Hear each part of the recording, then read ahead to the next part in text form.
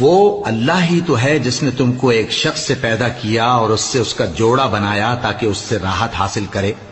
سو جب وہ اس کے پاس جاتا ہے تو اسے ہلکا سا حمل رہ جاتا ہے اور وہ اس کے ساتھ چلتی پھرتی ہے.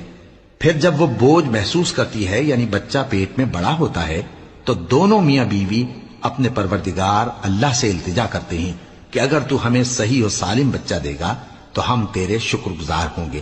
پھر جب وہ ان کو صحیح و سالم بچہ دیتا ہے تو اس بچے میں جو وہ ان کو دیتا ہے اس کا شریک مقرر کرتے ہیں. سو جو شرک وہ کرتے ہیں اللہ کا رتبہ اس سے بلند ہے. کیا وہ ایسوں کو شریک بناتے ہیں جو کچھ بھی پیدا نہیں کر سکتے اور خود پیدا کیے جاتے ہیں اور نہ ان کی مدد کی طاقت رکھتے ہیں اور نہ اپنی ہی مدد کر سکتے ہیں. اور اگر تم ان کو سیدھے رستے کی طرف بلاؤ تو تمہارا کہا نہ مانے. تمہارے لیے برابر ہے کہ تم ان کو بلاؤ یا چپ کے ہو رہو.